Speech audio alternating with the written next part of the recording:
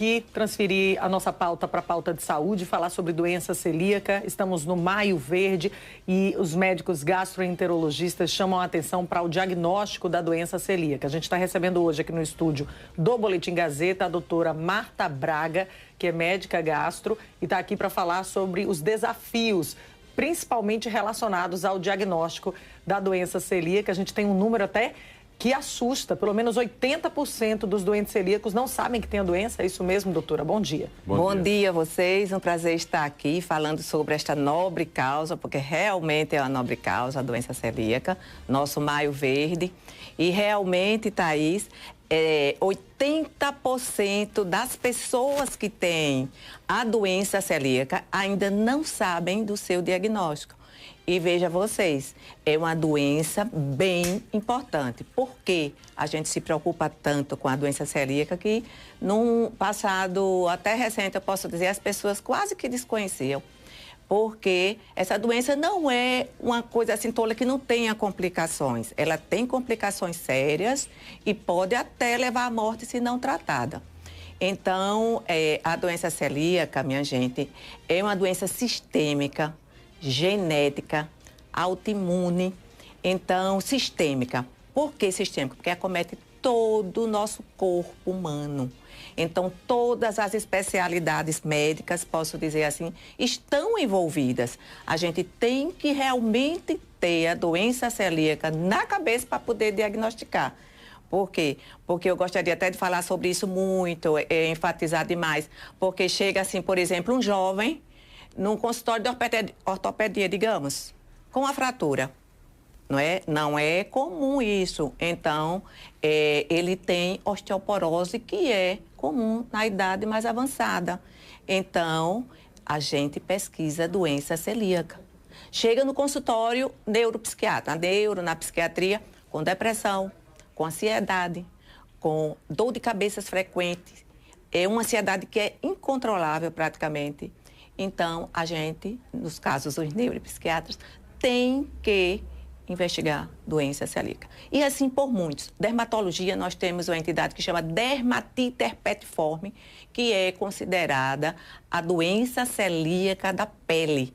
A psoríase, as atopias, que são as alergias. Então, eu gostaria de chamar muito a atenção de todos os colegas, de toda a classe médica e da saúde, que fiquem realmente atentos ao diagnóstico da doença celíaca, porque só assim nós temos a possibilidade de diagnosticar mais, fazer mais diagnóstico, tirar esse iceberg, virar isso aí, porque realmente é um iceberg, aquela parte imensa é a que não tem diagnóstico ainda, e aquela pontinha lá são os diagnosticados.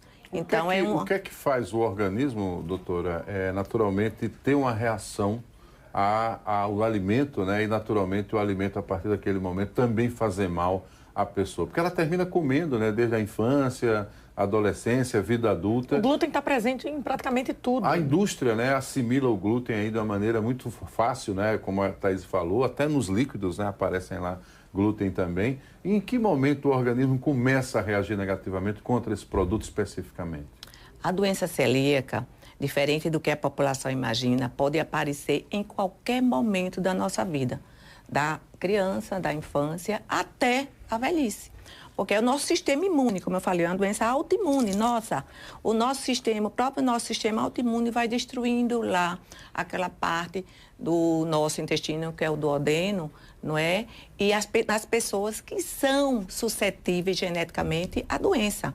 É uma doença genética.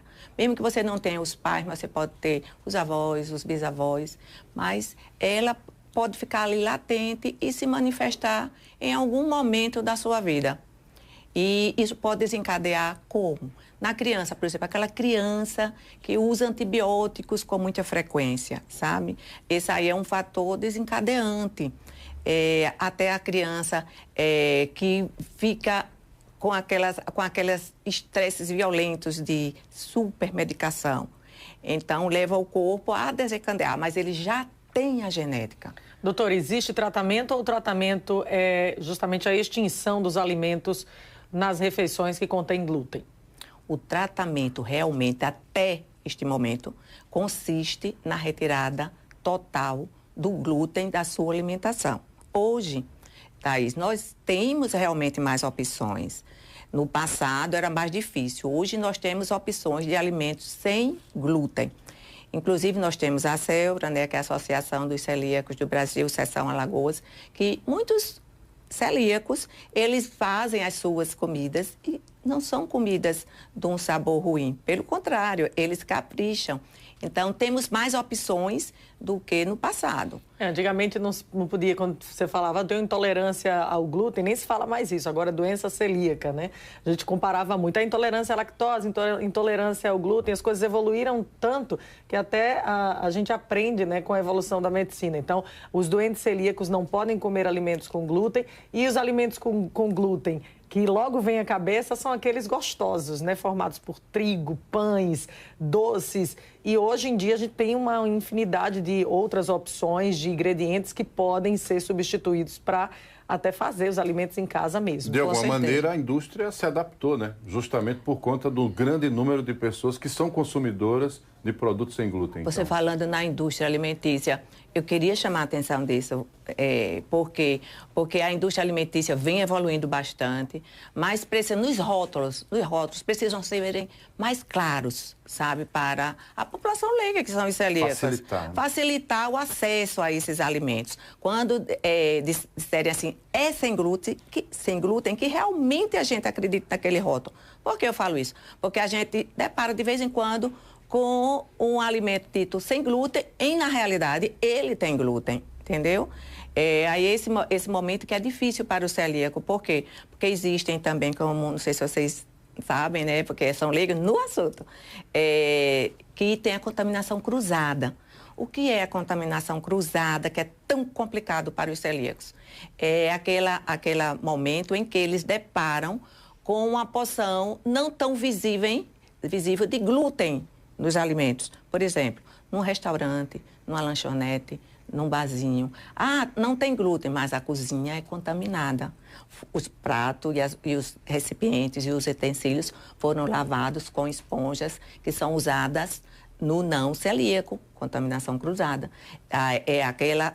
Aquele alimento foi preparado numa panela, num utensílio contaminado com o glúten.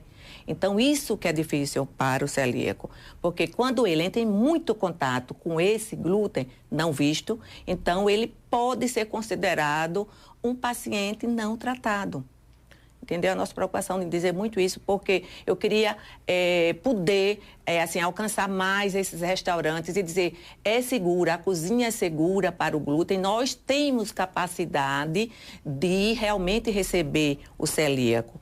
Para receber o celíaco, não só a comida ser um peixe ou ser um arroz, que não tem glúten, que seja um milho, mas que tenha a cozinha preparada, sem contaminação. Como é que é a crise de alguém que está ali com a doença celíaca, quando ele se contamina, mesmo sem perceber, com o glúten?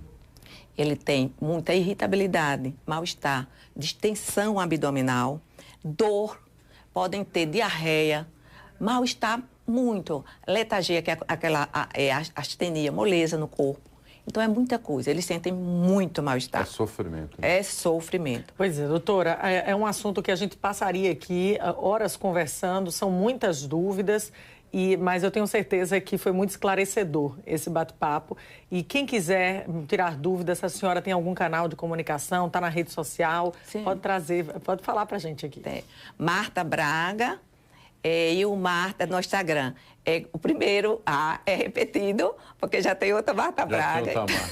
Então tá bom. Fica aí a doutora Marta se colocando à disposição para tirar dúvidas, esclarecer mais sobre o assunto. Obrigada. Muito obrigada a vocês. Agradeço muito a oportunidade. E o maio é para conscientização. Então você que está nos acompanhando pode se informar muito, né, sobre isso também, acessando as redes sociais, Thaís.